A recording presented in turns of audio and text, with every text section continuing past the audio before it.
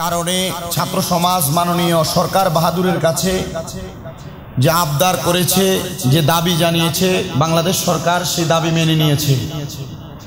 কিন্তু বাংলাদেশ সরকার সে দাবি মানার পরও ছাত্র সমাজের আন্দোলনকে পুঁজি করে একদল সহিংসতাকারী, দেশদ্রোহী এবং রাষ্ট্রদ্রোহী বাংলাদেশের জাতীয় অনেক সম্পদের উপর আঘাত এনেছে।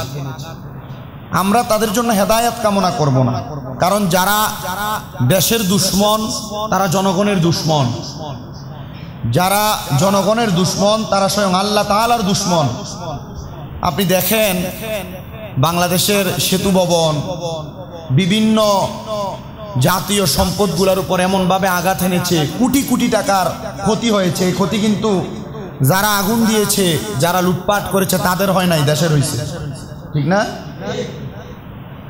এই জন্য দেখেন ছাত্র সমাজ তাদের দাবি সরকার পূরণ করার কারণে, সুপ্রিম কোর্টের রায় পূরণ করার কারণে ছাত্র সমাজ কিন্তু এখন তাদের ঘরে চলে গিয়েছে।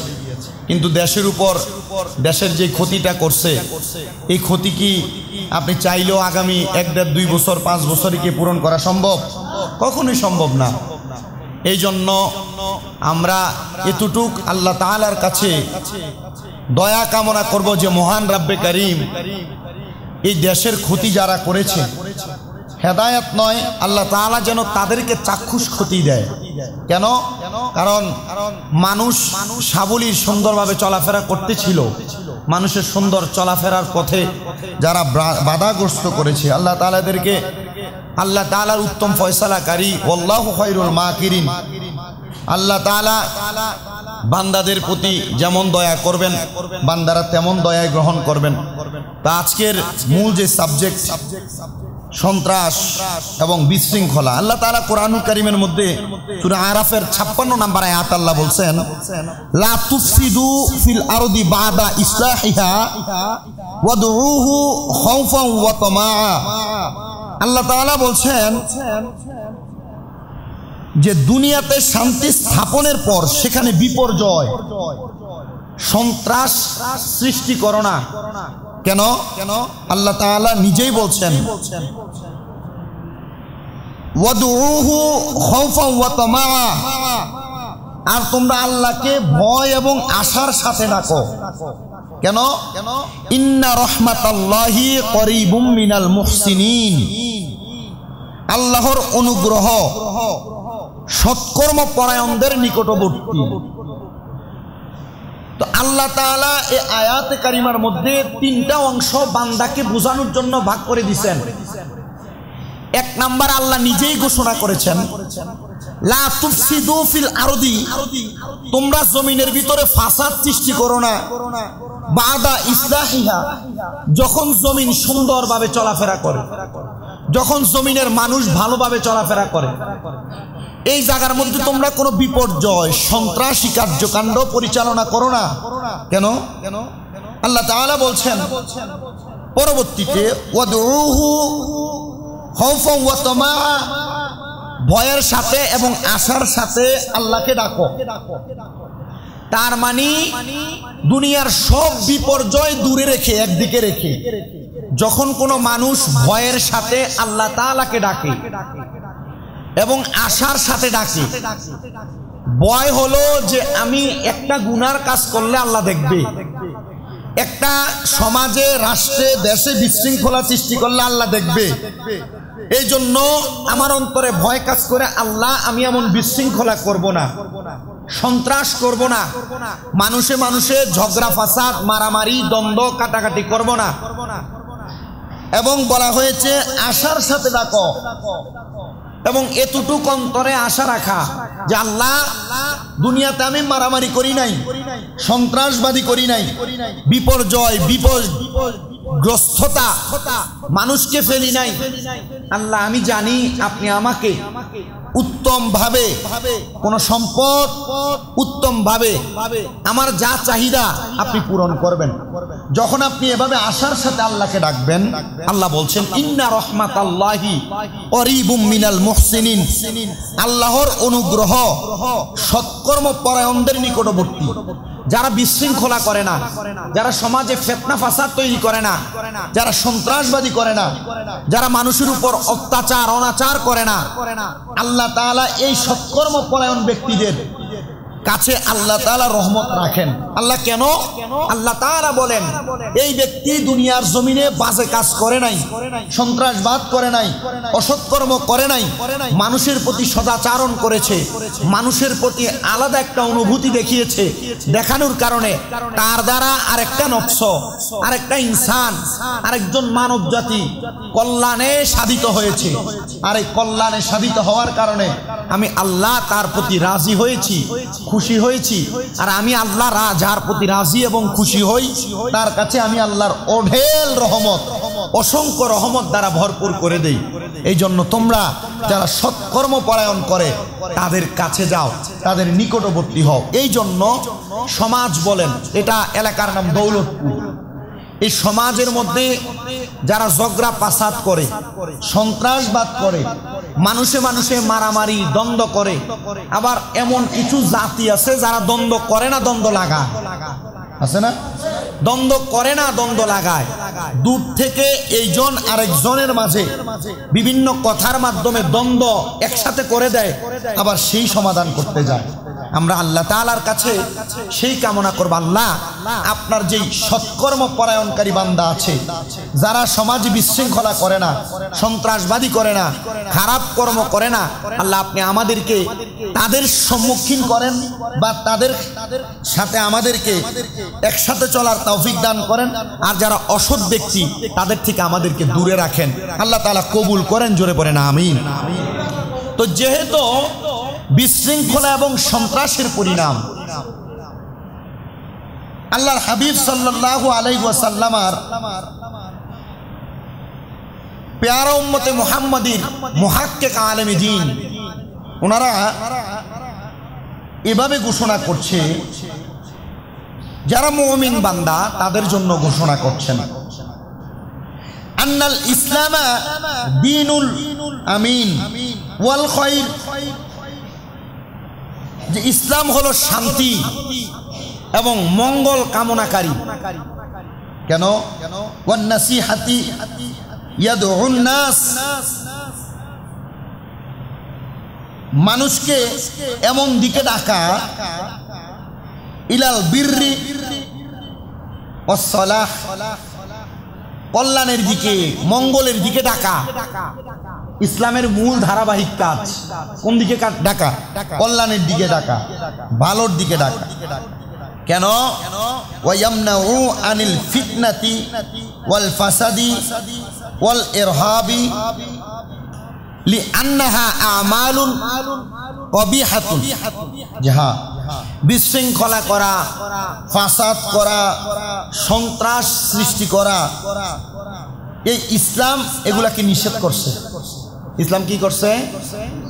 বিশৃঙ্খলা করা, ফাসাদ, দ্বন্দ্ব, মারামারি, কাটাকাটি, সন্ত্রাসবাদী, ইসলাম এটাকে কি করছেন? নিষেধ করছে। কেন? লিআন্নাহা আমালুন কবিহাতুন, এটা নিন্দনীয় কর্ম, এটা বাজে কর্ম, এটা খারাপ কর্ম। এই জন্য সমাজে যারা ফিতনা করে, দ্বন্দ্ব করে, সন্ত্রাসবাদী করে, এরা নিন্দনীয় কাজ করে, বাজে কাজ করে, খারাপ কাজ করে। এদের সাথে যদি আপনি বন্ধুত্ব রাখেন, ভালো সম্পর্ক রাখেন, আপনি কিন্তু মাঝে মাঝে এদেরকে ডরেও সালাম দেন। কি কথা বলেন না কেন?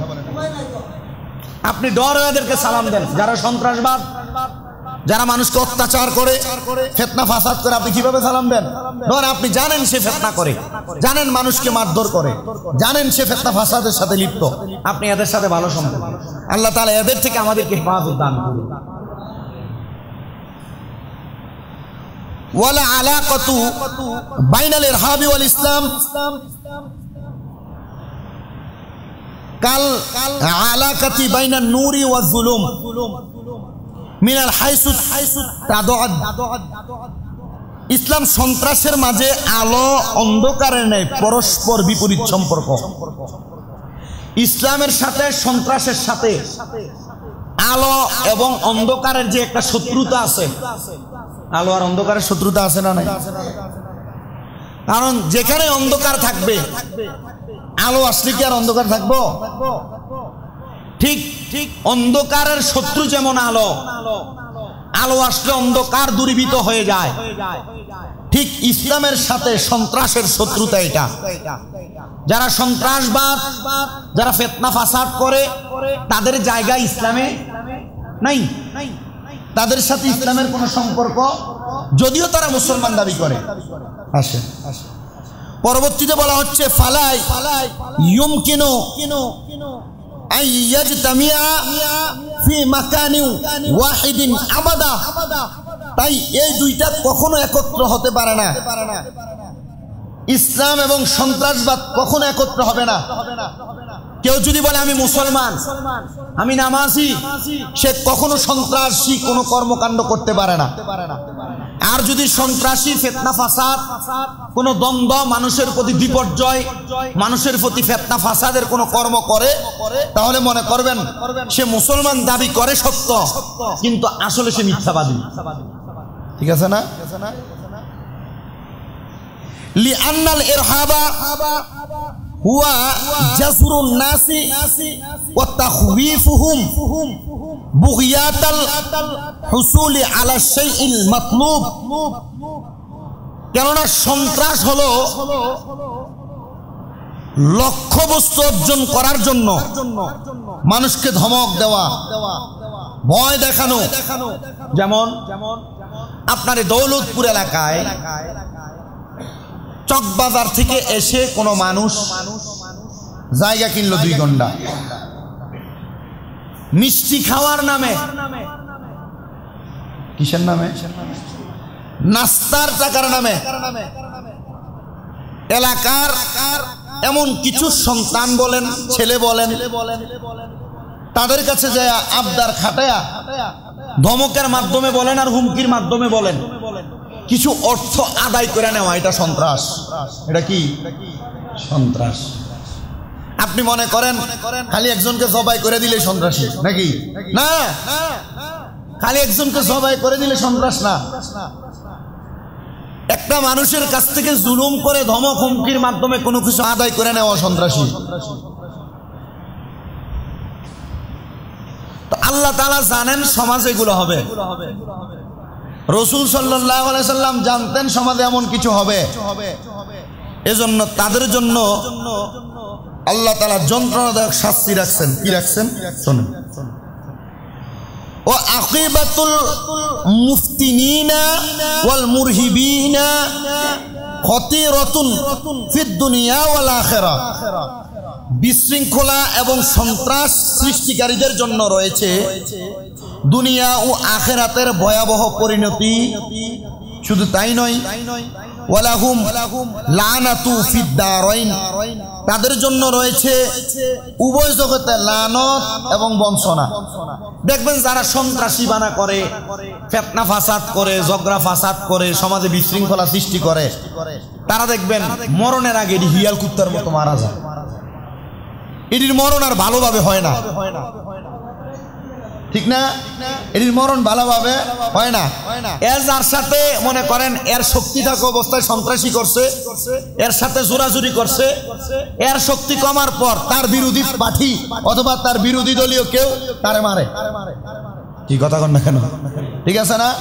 এজন্য আল্লাহ তাআলার ঘোষণা, যারা এগুলা করে ওয়ালাহুমুল লানাতুল ফিদ দারাইন, এদের জন্য দুনিয়াতেও লাঞ্ছনা, আখিরাতেও লাঞ্ছনা।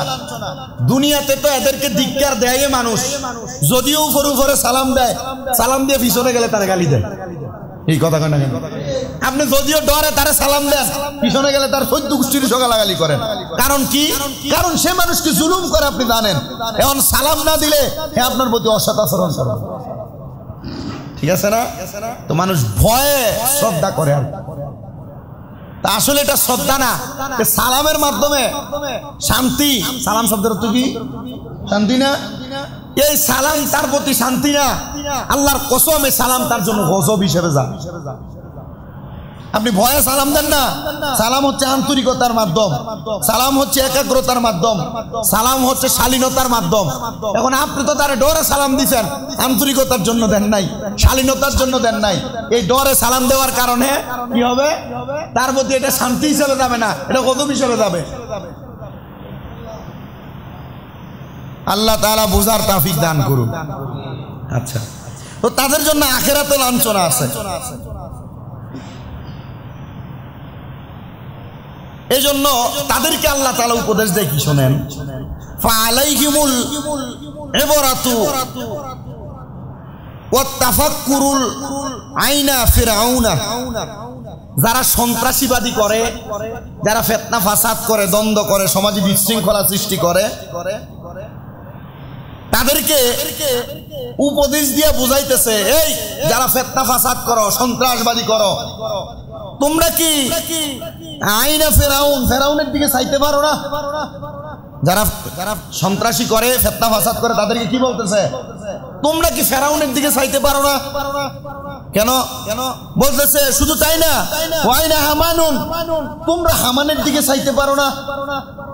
ওয়াইনা আবু জাহেল, তোমরা আবু জাহেলের দিকে চাইতে পারো না?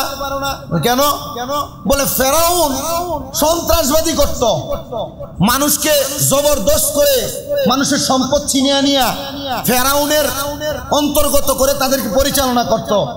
কিন্তু ফেরাউনের একটা স্বভাব ছিল, রাত্রবেলা একা একা যখন সবাই ঘুমায় যাইত, গোরানিয়া পাহাড়ের গুহায় চলে যাইত। গুহায় যায় ফেরাউন ওই জায়গায় আল্লাহর কাছে কাঁদতো, আল্লাহ আমি জানি তুমি বড় খোদা, আমি জানি তুমি বড় ক্ষমতাবান, আমি জানি তুমি সবচেয়ে বড় রিজিক দাতা। আল্লাহ আমার কাছে ভালো লাগে আমার খোদা দাবি করতে, আল্লাহ আমার কাছে ভালো লাগে এই সমাজের মানুষের প্রতি এভাবে আমার বিচার কার্য পরিচালনা করতে। আল্লাহ তুমি আমার একটু সুযোগ দাও। সারাদিন করতো কি? অপকর্ম। রাত্রে যাইতো কার কাছে? আল্লাহর কাছে। তো আল্লাহ তাআলা ছাড় দেয়, কি দেয়? কিন্তু ছেড়ে দেয় না। আল্লাহ তাআলা একদিন দেখবেন, 2 দিন দেখবেন, 3 দিন দেখবেন, 4 দিনের সময় আল্লাহ তাআলা কয়, এই ফেরাউন লাঞ্ছনা বঞ্চনা দিয়েছে এমন বান্দাদের প্রতি লাঞ্ছনা বঞ্চনা দেওয়ার পর এই ফেরাউনরে মারছে কিসে ফালাইয়া? নীলনদে ফালাইয়া মারছেন। কি লেগে মারছেন শোনেন। ফেরাউন প্রথম যখন অত্যাচার অবিচার করত, আপনার কাছ থেকে জবরদস্ত কইরা যারা সম্পদ নেয়, টাকা নেয়, পয়সা নেয়, মনে করবেন যখন প্রথম কোনো ব্যক্তি জবরদস্ত করে এমন নিয়ে যায়, তার মানে যার থেকে নিয়ে যায়, যারা টার্গেট করে, তার সম্পদে এমন কিছু অবৈধ সম্পদ আছে। তো যখন দেখবেন কোন ভালো মানুষের প্রতি এমন অত্যাচার অনাচার হয়ে যায়, ভালো মানুষ তখন দীর্ঘ শ্বাস ফেলে আল্লাহর কাছে, আল্লাহ এই অত্যাচার তুমি কেমনে সহ্য করো, আমি তো পারি না। তখন আল্লাহ ফেরাউনের মতো ঢিলে মারে। এজন্য বলছে যারা অত্যাচার করো, সন্ত্রাস করো, মানুষের প্রতি অবিচার করো, তোমরা ফেরাউনের দিকে তাকাও, তাকাও হামানের দিকে, তাকাও আবু জাহেলের দিকে, যে মানুষের সম্পদ লুণ্ঠন করত, মানুষকে অত্যাচার করত বিনা অন্যায়ে। এই জন্য তাদেরকে স্মরণ করে দিচ্ছে, বলছে ওয়াল্লাযিনা তাগাউ ফিল বিলাদি ফাআখাযাহুমুল্লাহু আখাযাও ওয়াবিলা। আল্লাহ তাআলা জানায়া দিচ্ছে যে আর তারা কোথায়? যারা দেশের মধ্যে সীমা লঙ্ঘন করছিল, মানুষের প্রতি অত্যাচার করছিল, তারা কই? তারা তো এখন নাই, দুলিশাত হয়ে গেছে মাটির সাথে। মানুষদেরকে থুথু দেয় কিয়ামতের আগ পর্যন্ত, মানুষদেরকে ধিক্কার জানাইবো। আপনি দেখেন পূর্বে সমাজের ভিতরে যারা বিশৃঙ্খলা করছে, মানুষের প্রতি অত্যাচার করছে, এখনো চা দোকানে বসে তার কথা মনে হইলে মানুষ কই তার কথা কইছি না, সে মানুষের সমাজের মানুষকে জ্বালায় মারছে। এর চাইতে বড় ধিক্কার একটা মানুষের জন্য আর কিছু হইতে পারে। মারা যাওয়ার পরে মানুষ আপনাকে বদদুয়া দিবে, লানত দিবে, এর চাইতে বড় খারাপ পরিণতি আর হতে পারে না। আপনি আল্লাহর শাস্তি নিবেন, এটা অনেক পরের কথা মিয়া। গত সপ্তাহে জুমায় বয়ান করছিলাম না যে যারা খারাপ ভাবে ইন্তেকাল করবে, আপনি কি মনে করেন কবরে দেওয়ার পর আপনারা জান্নাত আর জাহান্নামে ডাইরেক্ট দিবে? আরে না, কবরে দেওয়ার পর আপনারা জান্নাত দেখাবে, কবরে দেওয়ার পর আপনারা জাহান্নাম দেখাবে। আপনি দুনিয়ায় যে অপকর্ম করছেন, এই অপকর্মের কারণে আপনি কোথায় থাকবেন এটা আপনার চোখের সামনে ধরবে, আর আপনি হাউমাউ করে কানবেন, আরে আল্লাহ আমি এখানে যাইতে চাই না, আমার নিয়েন না। বলবে এখানে যাইতে হবে। আর জান্নাতবাসীরা বলবে আল্লাহ কেন এতক্ষণ আমাকে অপেক্ষা করাচ্ছেন, তাড়াতাড়ি আমার জান্নাতে দেন, জাহান্নামে যাইতে চাইবেন। এই জন্য যারা সমাজে বিশৃঙ্খলা করে বা করার চিন্তা অন্তরে আসে, প্রয়োজনে আপনার 5,000 টাকা লস হয়ে যাবে, এমন বিশৃঙ্খলার পথে আপনি পা দিবেন না।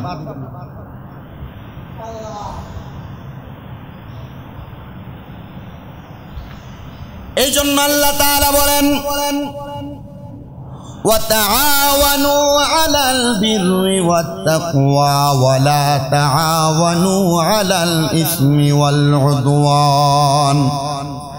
আল্লাহ তাআলা বলেন তোমরা পরস্পর মঙ্গল এবং খোদাবিরুতার কাজে সাহায্য করো, ভালো কাজে সাহায্য করো।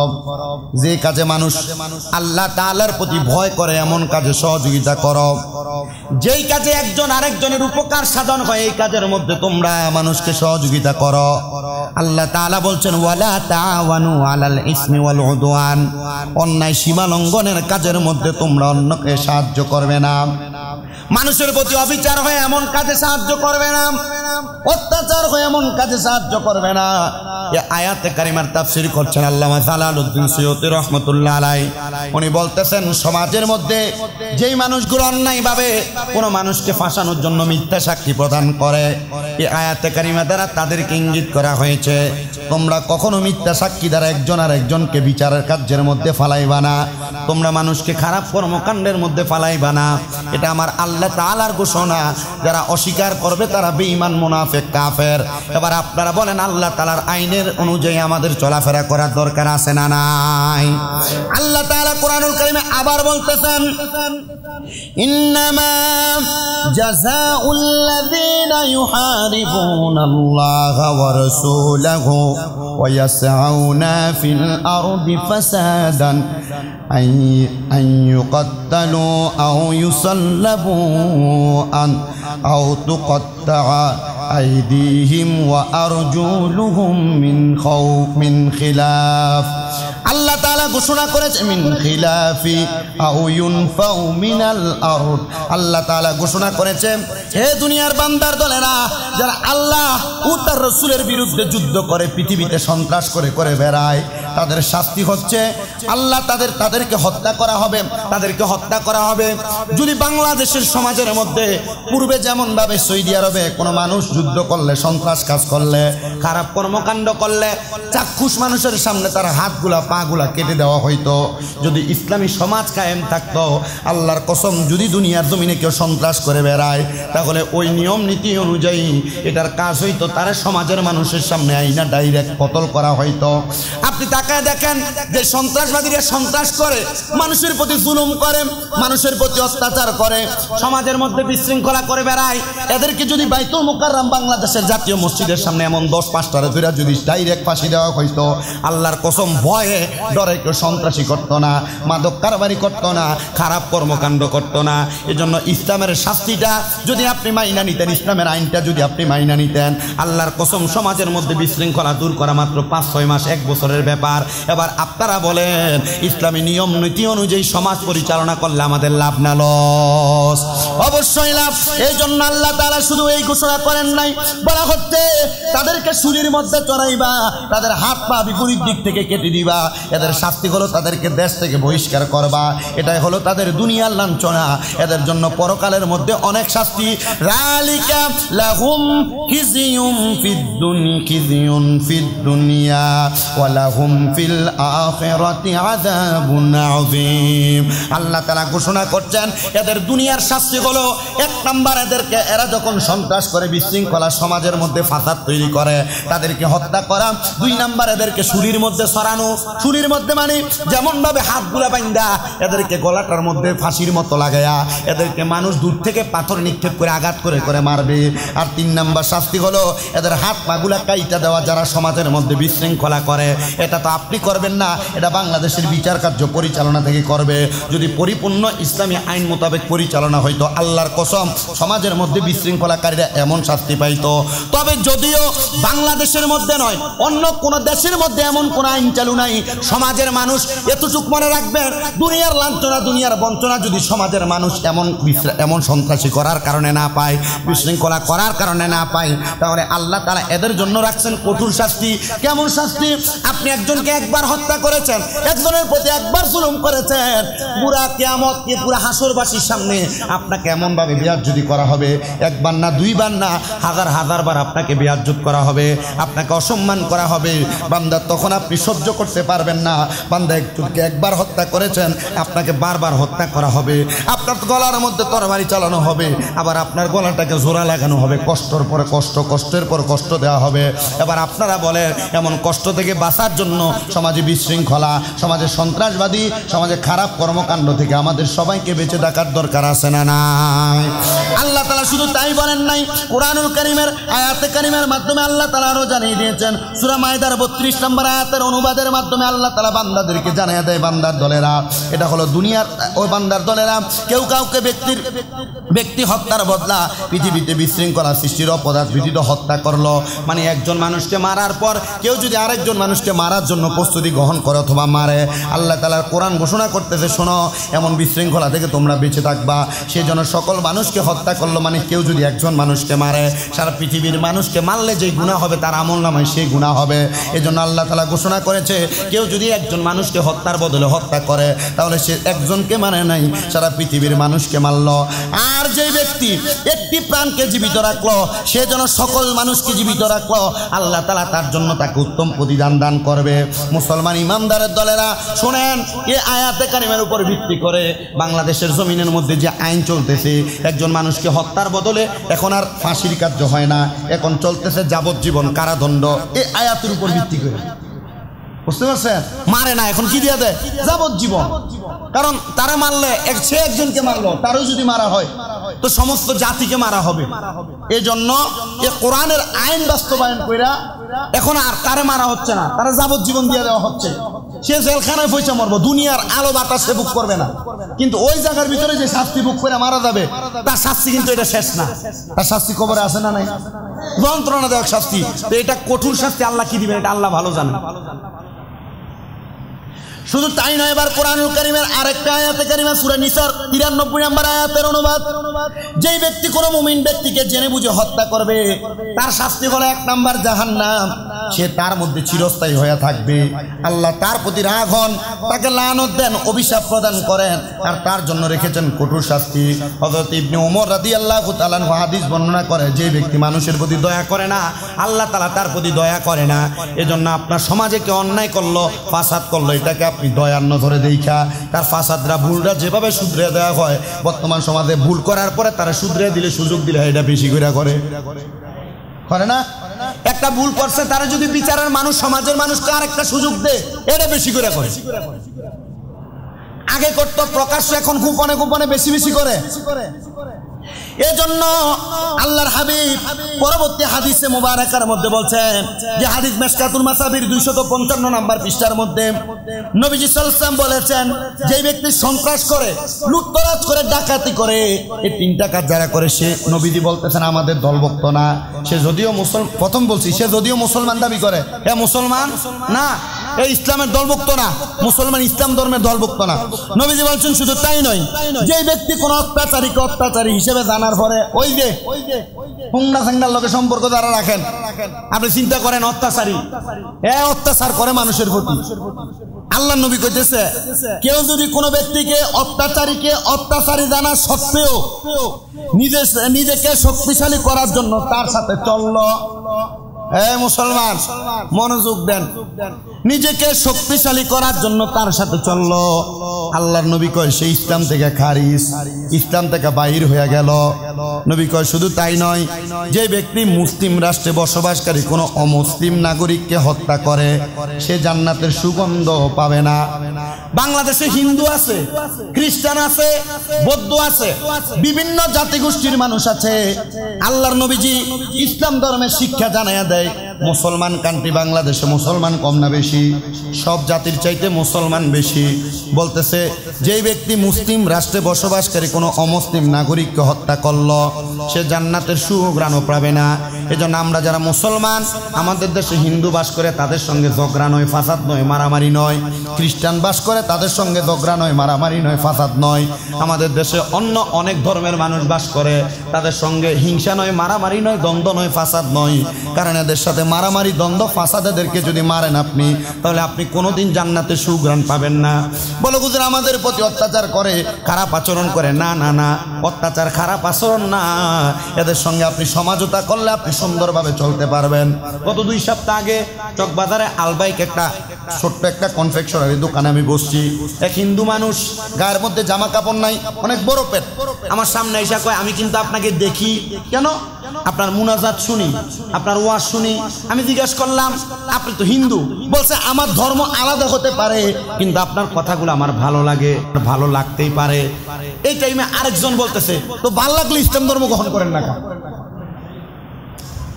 এটা হয় নাই, কথা এটা হয় নাই। কেন? সে শুনতেই পারে আল্লাহ যখন তাকে কবুল করবে সে হয়তো ইসলাম কবুল করে ফেলবে, কিন্তু তাকে 10 জনের সামনে যখন এই কথা বলা হয়েছে সে শরম পাইছে। তা আমি তাকে বললাম মনে কিছু নিবেন না, ইসলাম ধর্ম শান্তির ধর্ম, ইসলামে মারামারি নাই, কাটাকাটি নাই, ইসলাম ধর্মের মধ্যে কোনো দ্বন্দ্ব নাই। এবার সে আমারে বলতেছে হুজুর মুসলমানের ছেলেই তো দ্বন্দ্ব করে, মারামারি করে, এই যে দেখেন ফেতনা ফাসাদ গুলো হচ্ছে, এগুলা করার কারণ কি? এরা তো মুসলমান। আমি তার উত্তর দিলাম এরা নামের মুসলমান। নবীজি বলছেন কেউ যদি সমাজে সন্ত্রাসবাদী করে, মারামারি করে, কাটাকাটি করে, ডাকাইতি করে, লুটতরাজ করে, এরা আমাদের অন্তর্ভুক্ত নয়। আল্লাহর নবী কয় ফালাইসা মিন্না, এরা আমাদের দল থেকে বাইর হয়ে গেছে, এরা আমার দলভুক্ত নয়। তো যারা সন্ত্রাসী করে, লুটতরাজ করে, ডাকাইতি করে, এরা মুসলমান দাবি করতে পারে, আসলে তারা মুসলমান না। আল্লাহর নবী বলে পরবর্তী হাদিস, তোমাদের কেহ তার ভাইয়ের প্রতি হাতিয়ার দিয়ে ইঙ্গিত কইরো না, মারামারি করে না, দ্বন্দ্ব করে না, লাঠি দিয়া তুই আইস দৌলতপুরের উপর দিয়া ফাউডি ভাঙিয়ে দেবো তোরে, আছে না? নবীজি বলছে এমন ভাবে যেন কোনো ইঙ্গিত না করে। তোমরা তোমাদের কোন ভাইয়ের প্রতি হাতিয়ার দিয়ে ইঙ্গিত করো না, তুই তোর কুবাই ছেড়ে দেবো, এমন ইঙ্গিত যেন না করে। এটা ইসলামের কথা। আল্লাহর নবী কয় শুধু তাই নয়, কারণ শয়তান মনের অজান্তে কর্মকাণ্ড করে। ইঙ্গিত করছে মারতো না, ডর দেখানোর লাগা, মনে করেন ভয় লাগাইবো, লাঠি নিয়া মারামারির লাগা এটা করবে। নবীজি কয় এটা করলে তুমি ভয় দেখাইতেছো, হ্যাঁ ভয়, কিন্তু এটা করলে শয়তান তোমার মনের অজান্তে এটা তোমার হাত থেকে বাইর করে নেবে। কূপ দিত গেছে না, মানে দেখাইছে আর কি, এ দেখাইতে দেয়া এ কূপও দেয় নাই, উল্টা ফিট দিয়ে ধরেন বাড়িয়ে দিছে, বাড়ি দেওয়াতে কিন্তু হাত কেটে গেছে, পা কেটে গেছে। কয় মনের অজান্তে শয়তান এটা দিয়ে তোমারে অন্যায়ভাবে হত্যা করাইবো, অন্যায়ভাবে মারামারি করাইবো। কারণ আপনার হাতে যখন এমন কোন হাতিয়ার থাকবে, মাথার রক্ত ডাইরেক্ট গরম থাকবে, তখন আপনি একজনকে আঘাত করার চেষ্টা করবেন, আঘাত করবেন। আর আঘাত করার চেষ্টা করলো, আরে আঘাত করবেন না, সরানোর সময় দেখবেন সামনে কূপ দিতে গেছেন, সরাই লাইছেন, পেছনে একজনের গায়ে লেগে গেছে। এজন্য নবীজি বলছে হাতিয়ার দিয়ে ইঙ্গিত দিও না, আর আপনি হাতিয়ার ধরবেন দূরের কথা। নবীজি বলেন শুধু তাই নয়, এমন কর্ম যারা করে তারা জাহান্নামের অতল গহ্বরের মধ্যে পড়বে। নবীজি বলতেছেন শোনো দুনিয়ার মানুষের দলেরা, পরকালের এই আবাস আমি শুধু তাদের জন্য নির্ধারণ করে রেখেছি যারা দুনিয়াতে অহংকার বিপর্যয় সৃষ্টি করে না। জান্নাতের সুসংবাদ আল্লাহ তাআলা তাদের জন্য রাখছে যারা দুনিয়াতে সন্ত্রাসী করে না, বিপর্যয় করে না, খারাপ কর্মকাণ্ড করে না। আল্লাহ তাআলা আমাদেরকে সকল প্রকার খারাপ কর্মকাণ্ড থেকে হেফাজত করেন, জোরে বলেন আমিন। সবাই কাবলাল জুমা 4 রাকাত আদায় করে নেন। আল্লাহ তাআলা আমাদেরকে সকল দিক বিবেচনা করে সুন্দরভাবে চলাফেরা করার তৌফিক দান করুন, পড়েন আমিন। ওয়া আখির দাওয়ানা মাওলানা মুহাম্মদ ওয়া আলা সাইয়্যিদিনা মুহাম্মদ আল্লাহুম্মা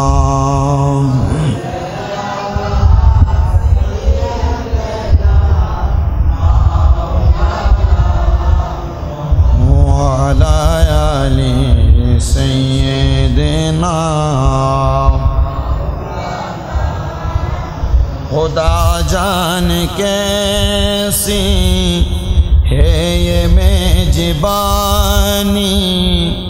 72 प्यासों कहे बंदे पानी मुक़द्दर में है हो से कौसर का पीना मैं प्यासा नहीं हो पिलाया गया हो मुझे को फवालो मुसाफिर न समझो मैं आया नहीं हो बुलाया गया हो कि मेहमान बना कर सताया गया हो मैं रोया नहीं हो रुलाया गया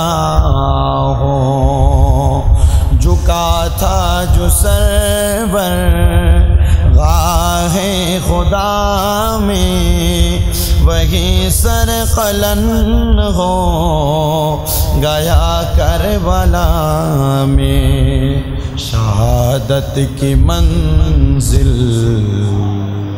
को पाया है मैंने मैं मुर्दा नहीं हो जिलाया गया हो मैं मुर्दा नहीं हो जिलाया गया हो मुझे को फवालो मुसाफिर न समझो मैं आया नहीं हो बुलाया गया हो अल्लाह अल्लाह अल्लाह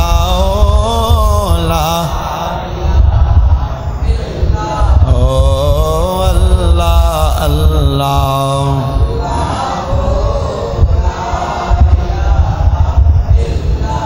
रहमत बरकत निया नबीजी আসলেন এই ধরায় আসুন সবাই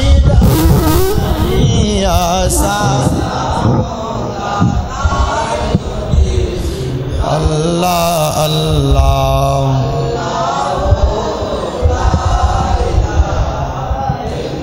ইয়া নবী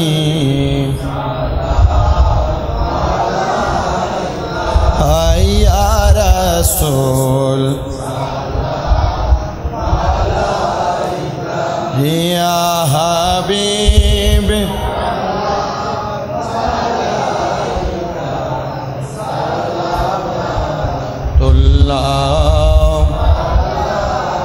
हबीबी सैयदी या रसूल अल्लाह व या हबीब अल्लाह नबीजी गो আমরা যে গুনার সাগরে ভাসিতেছি আপনাকে শুধু ডাকতেছি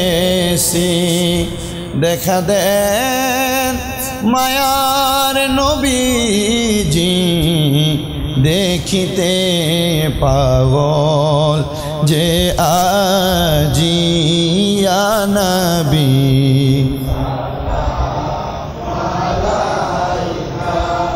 या रसूल या